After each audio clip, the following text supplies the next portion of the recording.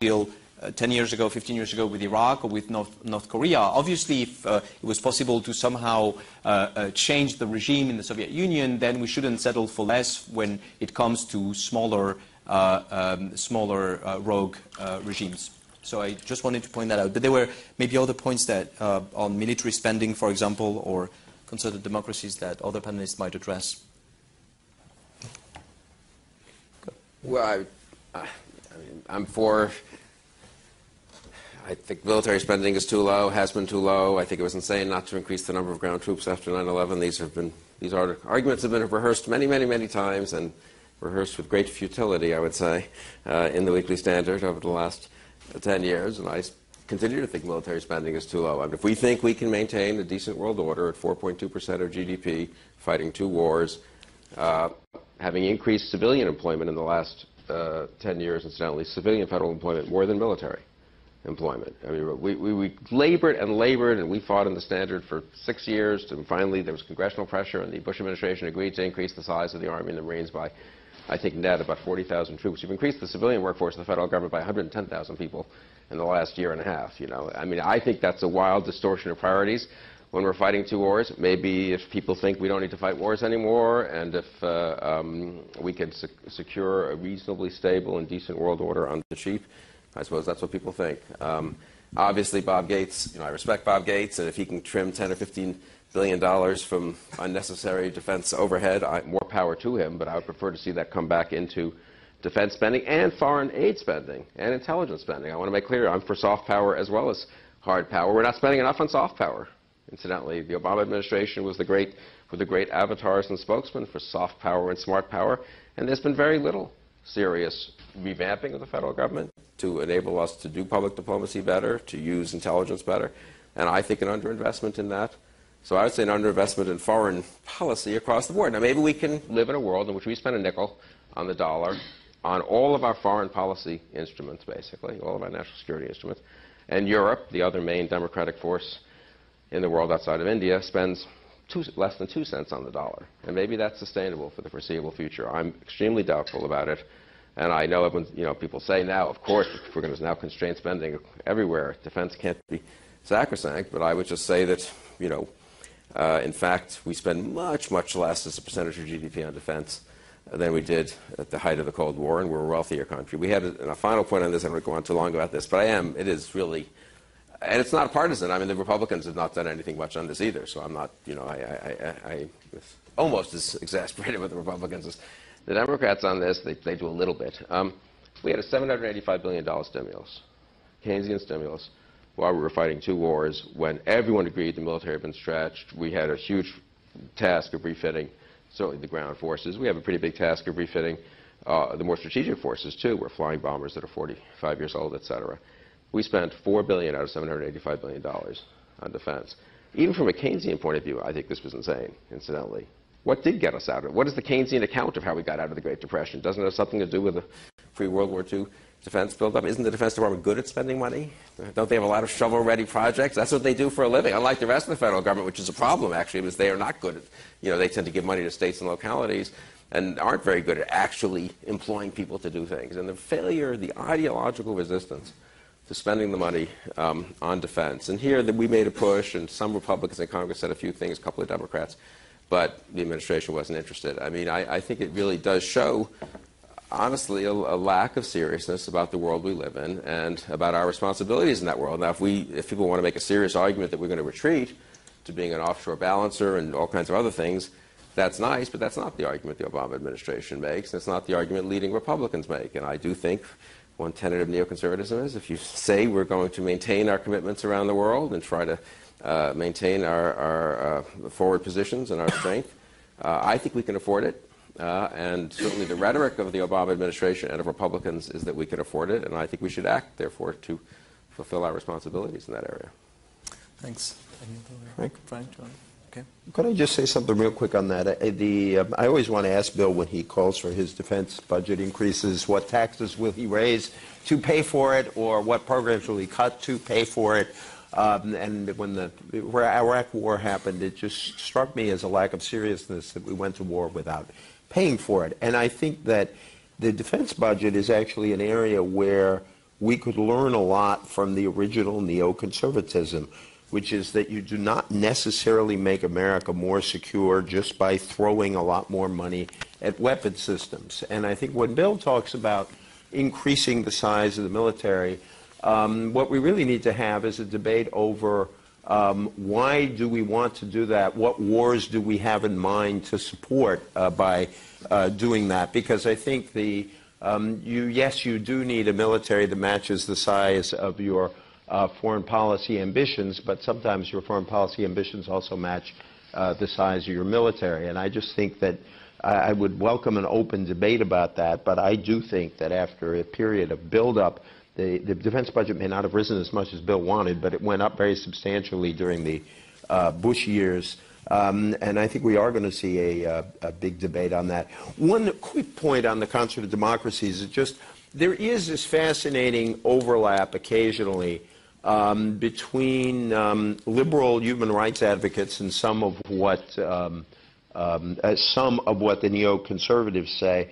It's sort of like something isn't wrong just because Bill Kristol says it, and that although you watch your wallet, but it's interesting. I think there have been moments, for example, when just to pick three people at random, what Bill wrote about Chinese human rights policy, what I was writing in my column, and what Nancy Pelosi was saying on Capitol Hill, there was this overlap, and I think that is actually what may have misled some liberals into supporting the Iraq War. I always thought the one argument for that war that was the hardest to refute is Saddam Hussein is a very bad man, it's an evil regime, and we should go in. Of course, the question is, where does that stop? Why did this serve American national interest as opposed to some other intervention? That sort of explains why some neocons like Bill supported the Kosovo intervention. I think that what I hope doesn't happen is that liberal support for democracy as a core principle of American foreign policy doesn't get discredited just because, in the view of some of us, it was misused in the Bush years. And I think you're going to see a new debate over this in the over the coming years in the Obama administration. Is realism looks a lot better now than it did in 2001. However, pure realism without any linkage to democracy and human rights, I think, is problematic not only for neocons but also for a lot of liberals. Do you want to answer that, or which one other? Well, no, I mean, just on the Cold War is such a big topic, and James Mann and others can discuss it at great length. I mean, let's put it this way. I think Jack Matlock's argument is a little ridiculous, but let's assume that Reagan had very little to do with it, the defense buildup had little to do with it, the help to resistance fighters against communists against the Soviet Union directly and indirectly in Afghanistan and Central America had nothing to do with it. The moral challenge to the Soviet Union had nothing to do with it. It didn't hurt. It didn't hurt. Reagan was president from 1981 to 1989, and the Soviet Union seems to have crumbled on his watch and on the watch of his vice president, who then took over. And who incidentally was told as late as 1990 that he had to be very careful. We had to not ask for a united Germany within Europe, within Western, within free Europe, Poland free, I believe was the term. That was too aggressive. That was too Reaganite. That was the internal debate in the first Bush administration. So I would defend the foreign policy of the United States from 1980 to 1990. I think it was a pretty successful 10 years, and those 10 years were characterized by a pretty conservative and neoconservative foreign policy. Okay, well, this provokes me to make a comment. I think that that's right, but it strikes me that what this was really, it was a slot machine that was broken, and, the United States was putting these quarters into the slot machine, and it got this huge jackpot that I don't think anyone anticipated, and Reagan himself didn't anticipate it, and so I say, wow, you stick those coins in and look at what you get out of it. And that's what we're going to base our foreign policy on from now on. And in the meantime, the casino went and fixed the slot machine, so the next time you go, you're not going to get that same kind of payoff. And I think that's, apart from the argument about the end of the Cold War, I think that was a fundamental mistake, was to think that this kind of spectacular, total victory as a result of just a little bit more defense spending and a little bit of rhetoric was going to be a kind of permanent condition, and that we could apply this as a tool down the line and structure an entire foreign policy around this. Could I Could I say one quick thing? Yes. I have a theory that I don't know fits into either liberal or conservative. I always thought that in some ways the critical moment toward the end of the Cold War was the failure of the Soviet Union to stop the Euro missiles from being put into Europe, and that it was a political failure on their part. It closed off their best avenue of checking us, which was political rather than with weapons. And since I say Justin, I would point out that one of the people who supported that was François Mitterrand, who said very famously that while the East is creating missiles, we are creating pacifists. And so I think that solidarity in the West at that moment was actually very important to setting up a lot of other things that happened afterward, which I don't think is a particularly liberal view, but it's my sense of that. I think the politics of that moment in Europe were very important. Okay, it's almost finished, so we have time for just 2 more questions, and then we'll have concluding remarks from the panel. There's one question here and one here. And please make your question as brief as possible. Jim Loeb, Interpress Service. Does Israel hold any special place in the movement or the imagination of neoconservatives? And I'd like to address that especially to you, Justin, and to Dr. Fukuyama, who had a kind of contretemps about this with Mr. Krauthammer, and then subsequently dropped it in his book, and I always wondered why. Okay, and last question here. Hi, my name's Pete, and I'm just a taxpayer. I guess one of the lines I liked in your book, Justin, my French is terrible, but I apologize, was that speaking about the neoconservative love affair with the military.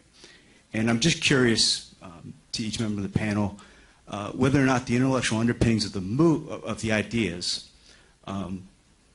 should it all be influenced by the fact that, as far as I know, and hopefully I'm wrong, none of the leading thinkers or proponents of the movement, as you call it, have ever served in the military.